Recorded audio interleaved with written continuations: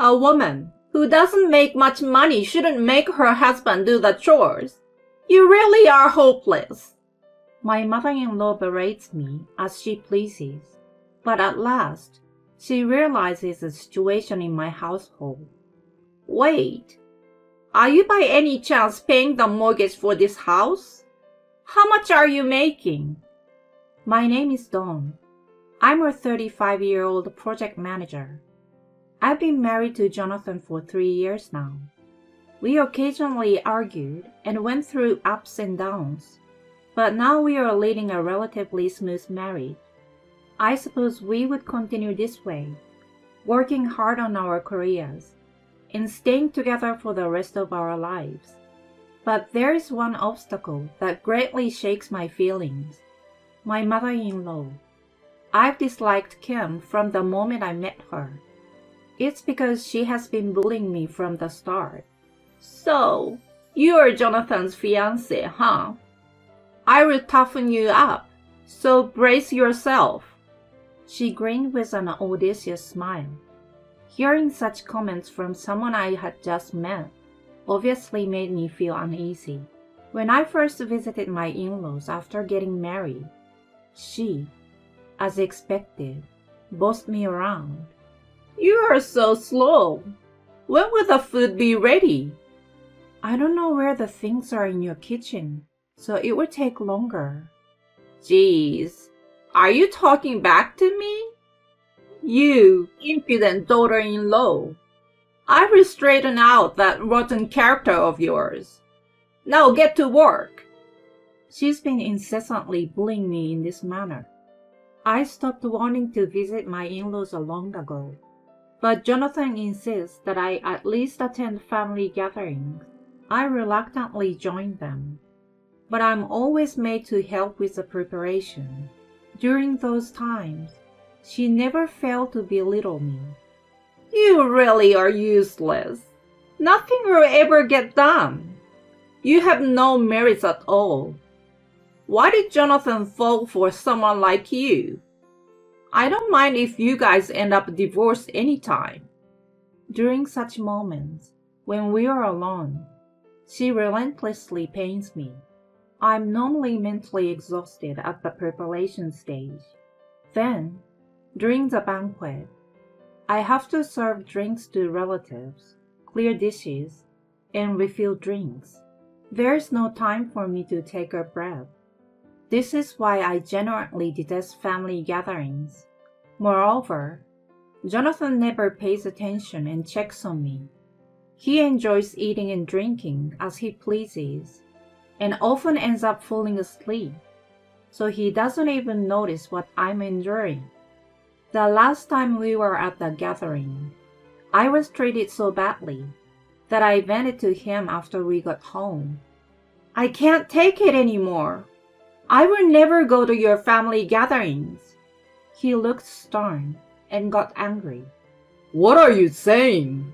You're my wife. Attending these things is your obligation, you know. Are you serious? If you're really like that, divorce may be the only option. What? Divorce? Don't you dare mention it so lightly.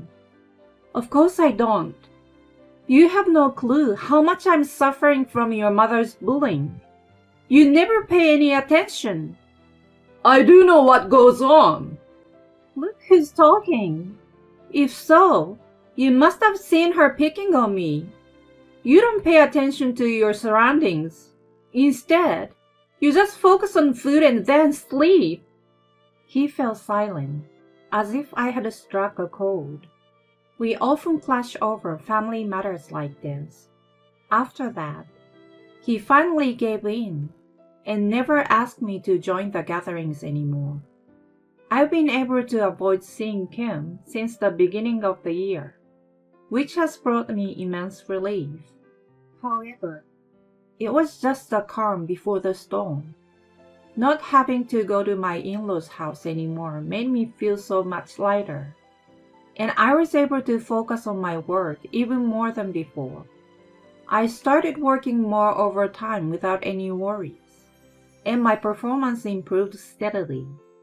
As a result, I received a promotion.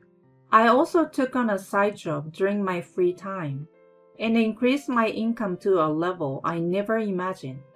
It made me feel emotionally at ease. With substantial savings, I felt capable of handling any potential troubles. And above all, I could finally start working toward my dream of owning a home. Then, amidst all this, I received a call from a property agent. I had been visiting them and discussing various options for a while. So they informed me about new properties whenever they became available. The one recommended turned out to be excellent.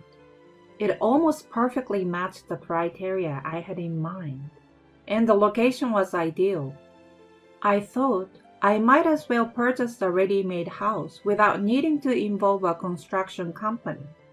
After discussing it with Jonathan, we made the decision to put our offer. Soon after, we moved into our new home. The rooms were spacious, and since it was brand new, everything was pristine. Both the exterior and interior were stylish, and just looking at it filled me with excitement. When I started unpacking, I realized that the furniture and appliances went exactly as I had imagined, confirming that my choice was spot on.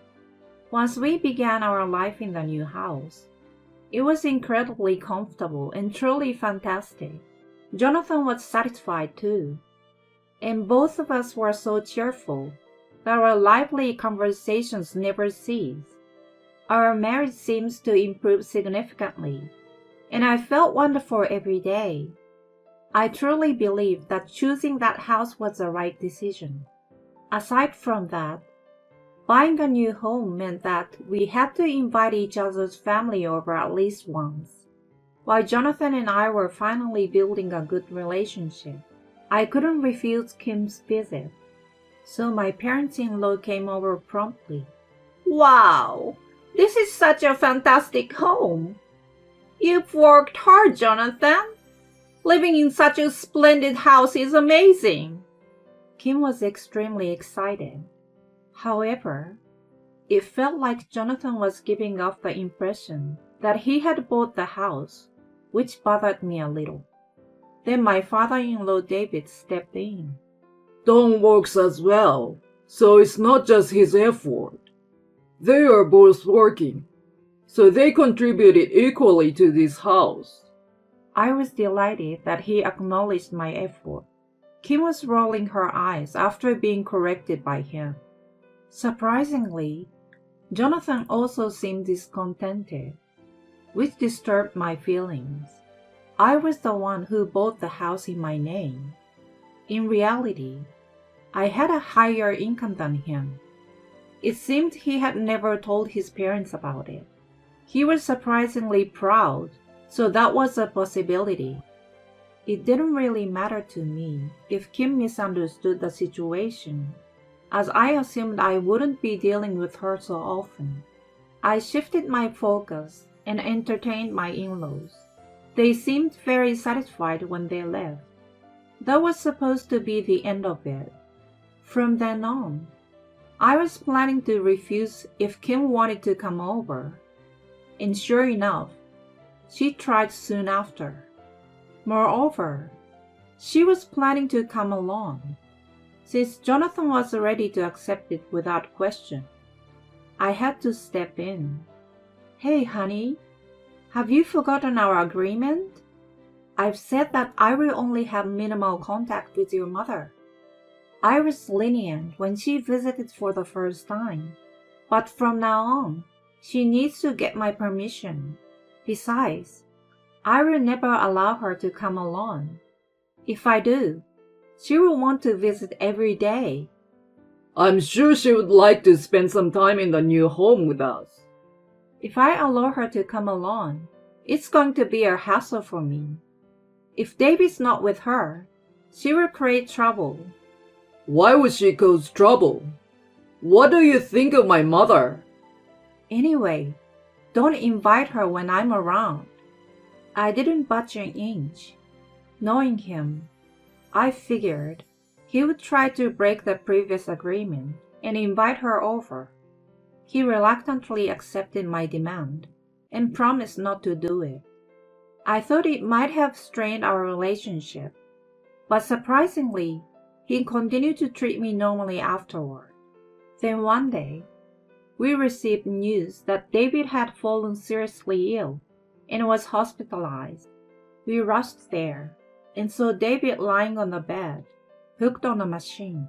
Kim explained the situation in distress. He suddenly collapsed at home. I called an ambulance, and luckily they managed to treat him just in time. If it had been a bit later, who knows what would have happened to him? We were both shaken after hearing that. It had been a close call. We were relieved that he had survived. A little while later, he finally woke up. Surprisingly, he seems to be better than I expected and showed a healthy complexion. I'm sorry for causing everyone so much worry. How are you feeling, David? Dad, don't push yourself hard, you know. Yeah, you are right. I may have been too hard on myself without taking a break until now. It looks like I will be here for a while, so I will take this opportunity to take it easy. He was an incredibly diligent person who often strained himself. Even as he got older, he continued like that, so his body must have finally reached its limit. After that, I visited him in the hospital as often as I could. Since I went after work, I didn't bump into Kim, and I had plenty of opportunities to talk with him. During that time, something unexpected happened. I was away on a business trip for 5 days. When I returned, I heard Kim's voice inside the house. I was annoyed by her unpermitted presence as I headed to the living room. There, she was lying on the sofa, looking cozy as if it were her own home. Oh, you're back. Jonathan looked at me as I entered the room. Hey, what's going on? I wasn't expecting to see you here, Kim. I glanced briefly at her. She turned to look at me and said, Well, I live here now, you know. What do you mean? You're such a dimwit. I moved in for the time being. We decided to live together until David came back. You're kidding, right? I felt dizzy and nearly fainted. Jonathan had taken advantage of my absence to bring her belongings into our home. Somehow, one of the rooms had become filled with her things. I don't recall ever agreeing to live together. When I insisted, she glared at me. I didn't ask for your permission. I'm in a difficult situation without David around, and I need help. Right. That's why she turned to me. Honey, try to be a bit more mature. It's not about agreeing or disagreeing. We're a family, and we should support each other. He nodded in self-satisfaction after making those seemingly reasonable comments. Kim proudly exclaimed, That's my son. Then, if I want to invite my parents to live with us, that should be okay, right? What? Well, according to your logic, it should be. If they want to live together and need help as a family, we should support each other, right? So it should be fine, shouldn't it? No, that's not the same.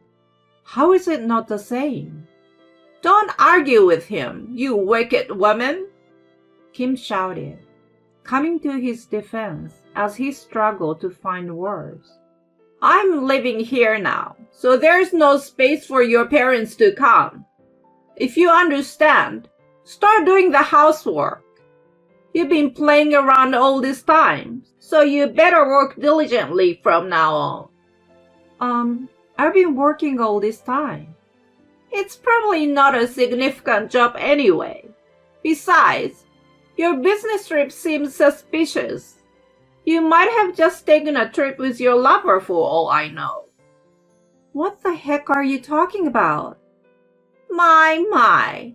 It's suspicious how you're flustering. Jonathan, if she was really having an affair, we should demand alimony and get rid of her. Yeah, agree. Unbelievable.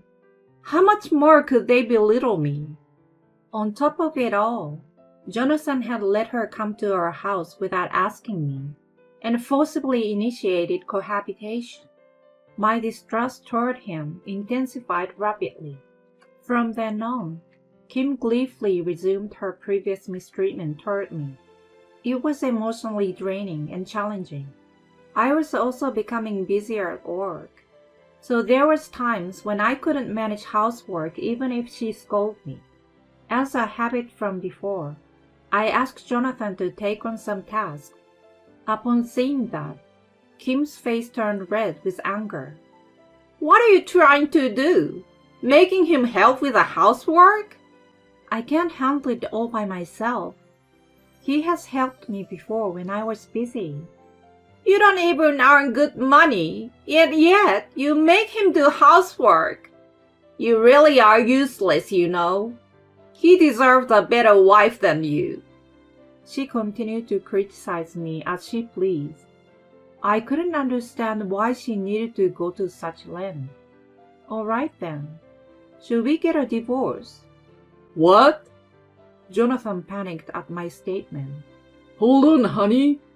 Don't bring it up so casually. This might be a good opportunity, Jonathan.